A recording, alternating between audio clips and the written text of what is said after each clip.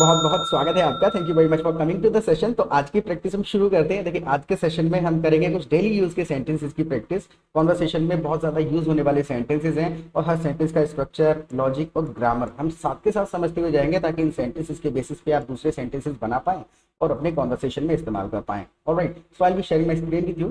Screen आपके साथ में मैं शेयर कर देता हूँ। प्रैक्टिस करने का बेस्ट तरीका बस यही है, whatever you see on the screen in English, you repeat every sentence after me loudly.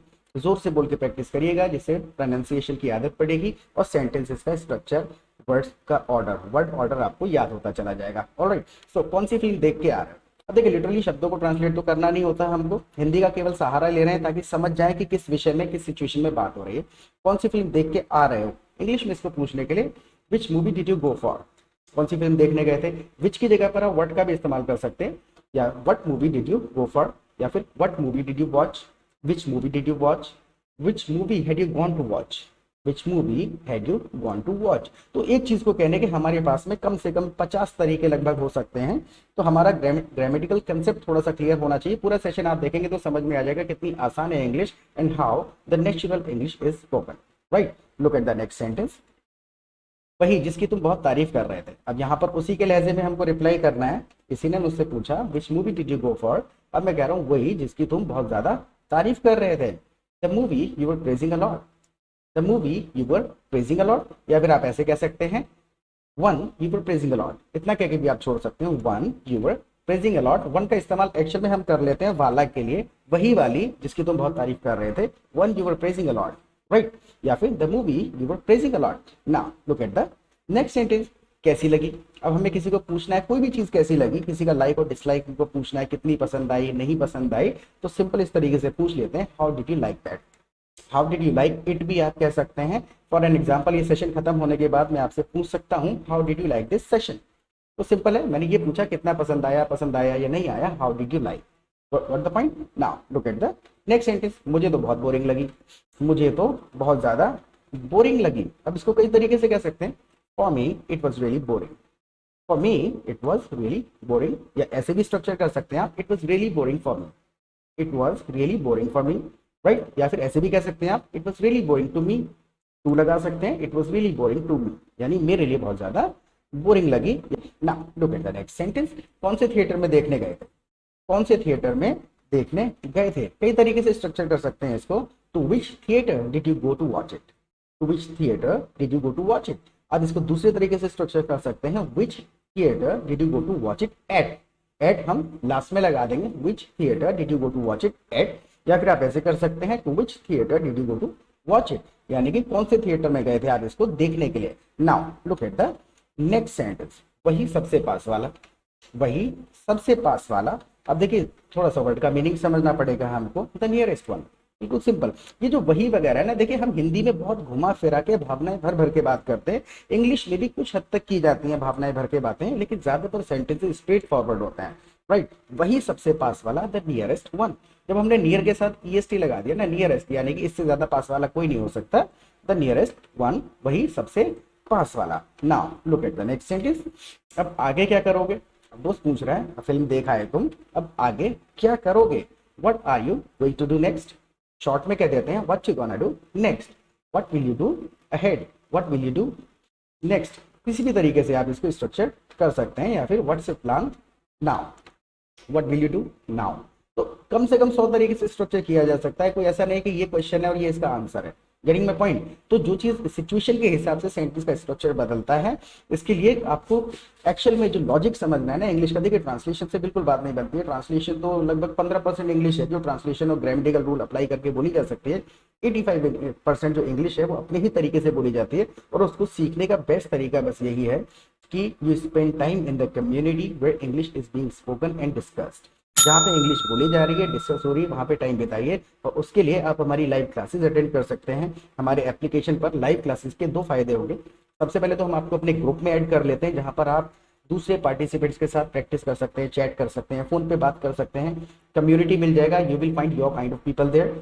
WhatsApp group में आप ऐड हो जाएंगे। दूसरा, शाम को जब हमारे लाइव सेशन होते हैं तो वहां पर भी we simply come together and we discuss English for 2 hours. 2 घंटे तक डिस्कशन चलता रहता है। किसी को कोई ग्रामेटिकल रूल समझ नहीं आ रहा है, कुछ सेंटेंस किसी ने बनाया लेकिन अपने तरीके से उसको अभी क्लियर नहीं है कि ये ठीक रहेगा या गलत रहेगा, सिचुएशन में सूट कर रहा है नहीं कर रहा है, तो इस प्रकार के डिस्कशन होते हैं। तो ड्यूरिंग द सेशन 150-200 सेंटेंसेस रोजाना आप सुनेंगे, रिपीटेडली ग्रामेटिकल रूल्स को सुनेंगे तो ऑटोमेटिकली कंफर्टेबल हो जाएंगे, लैंग्वेज के साथ में यूज टू हो जाएंगे, और जो सेंटेंसेस आप सुनेंगे उनको आप अपने कॉन्वर्सेशन में इस्तेमाल करने लगेंगे, लॉजिक समझ में आ जाएगा and will start speaking English fluently fast the way you want, right. तो बेस्ट तरीका बस यही है, ग्रामेटिकल रूल्स अप्लाई नहीं करने हैं, 15% इंग्लिश ट्रांसलेट हो सकते हैं।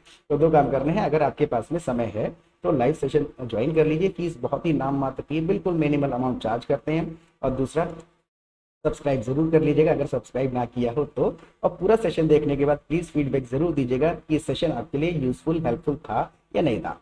Let's get back to it now. Look at the next sentence. अब रात तक सोऊंगा। सामने वाला बंदा पूछ रहा है what you gonna do next, आगे क्या करने वाले हो। बंदा कह रहा है अब रात तक सोऊंगा, I am gonna sleep until night.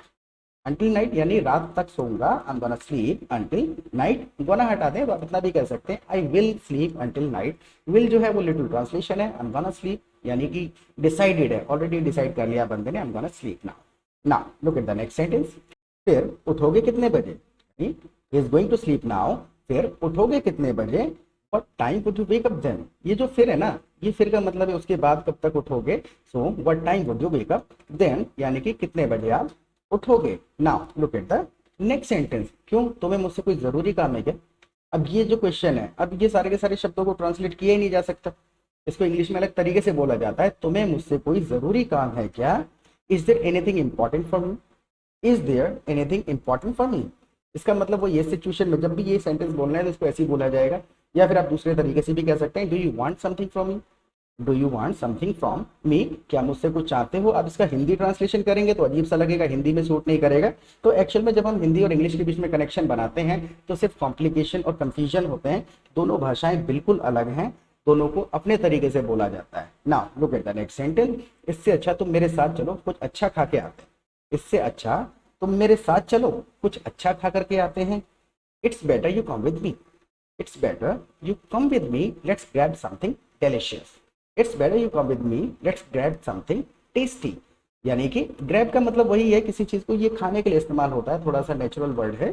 It's better you come with me, let's eat something delicious. आप ऐसे भी कहना चाहें तो ट्रांसलेशन भी आप कर सकते हैं, कह सकते हैं, वो भी ग्रामेटिकली ठीक है, गलत नहीं, right. Now look at the next sentence. मेरा पेट भरा हुआ है, मेरा पेट भरा हुआ है।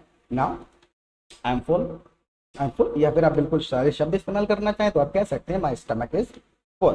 दोनों के दोनों ठीक है, लेकिन आई एम फुल जो है वो नेचुरली कह दिया जाता है, ट्रांसलेशन के हिसाब से इंग्लिश नहीं बोली जाती है। आई एम फुल या आई एम ऑलरेडी फुल समझ जाएगा सामने वाला। ना तुम मेरी कोई बात नहीं मानते। अब देखिए अभी तक जो आपने कॉन्वर्सेशन सुना, राइट, तुम मेरी कोई बात नहीं मानते, ये हिंदी का सेंटेंस तो उस कॉन्वर्सेशन में सूट कर रहा है, हिंदी में सामने वाला समझ गया तुम मेरी कोई बात नहीं मानते।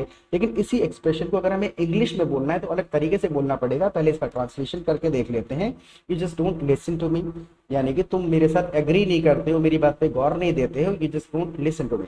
लेकिन पूरा का पूरा इसी सिचुएशन में इस सेंटेंस को अगर बोलने की कोशिश करी जाए नेचुरली, तो whenever I need you, you always make excuses. Whenever I need you, you always make excuses. या फिर आप ऐसे कह सकते हैं whenever I need you, you are not there. Whenever I need you, you always oppose my ideas. तो मतलब कि बात को कहने का तरीका आना चाहिए, ना कि हिंदी के हिसाब से इंग्लिश बोलने की कोशिश करनी है। नहीं तो ज्यादातर सेंटेंसेस बनेंगे नहीं, और जो बन जाएंगे वो अच्छा साउंड नहीं करेंगे, right. Look at the next sentence now. अच्छा बताओ क्या खाने का प्लान है, अच्छा बताओ क्या खाने का प्लान है। Alright tell me what do you want to eat, alright tell me what do you want to have, या फिर what do you want to eat, what do you want to have, what do you want to grab, कुछ भी आप इस्तेमाल कर सकते हैं ना। Look at the next sentence. अब मुझे कहीं नहीं जाना, तुमने मूड खराब कर दिया। अब मुझे कहीं नहीं जाना, तुमने मूड खराब कर दिया। I don't want to go anywhere now, I don't want to go anywhere now, you just ruined my mind, या फिर I just don't want to go anywhere now, you just spoiled my mood। ऐसे भी आप कह सकते हैं। Mind या mood दोनों के दोनों इंटरचेंजेबल वर्ड्स आप इस्तेमाल कर सकते हैं। Now look at the next sentence. क्यों ना घर पे कुछ बनाए, क्यों ना घर पे कुछ बनाए। Why not cook something at home, why not cook something at home, why not we cook something at home। आप ऐसे भी कह सकते हैं why not we cook something at home, या फिर why not cook something at home। दोनों बिल्कुल नेचुरल सेंटेंसेस हैं, दोनों ही बोले जाते हैं। Now look at the next sentence, मुझे काम पे मत लगाओ, फ्रेश हो जाओ और बाहर चलो। मुझे काम पर मत लगाओ, फ्रेश हो जाओ और बाहर चलो। Don't put me to work, don't assign me any work, right, don't give me any task, don't bother me with any work. कई सारे तरीके होते हैं। So don't put me to work, freshen up and come outside with me. Don't put me to work, freshen up and come outside with me. Don't make any excuses. Whenever I need you, you always make excuses. You always deny. You always refuse my proposal. You never come out with me. Right तो बोलने के लिए ये sentences, छोटे छोटे sentences ही इकट्ठे होकर के बड़ा कॉन्वर्सेशन बनाते हैं।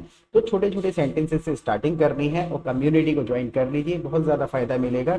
वहाँ पर अपने अपने तरीके से लोग जब इंग्लिश बोल रहे होंगे तो एक चीज़ को बोलने के ऑल्टरनेट्स पता चलते हैं। कोई इजीली बोलता है, कोई ग्रामेटिकली बोलता है, कोई बहुत ज़्यादा मॉडरेट तरीके से बोलता है। तो सारा लॉजिक समझ में आ जाएगा ओवरऑल इंग्लिश का कि कितने आसान तरीके से बोली जा सकती है। राइट और सेशन के बारे में प्लीज फीडबैक जरूर दीजिएगा कि ये सेशन आपके लिए थोड़ा बहुत हेल्पफुल था या नहीं था। एंड प्रैक्टिस करते रहिएगा। फिर मिलेंगे एक नए सेशन के साथ। Till then bye.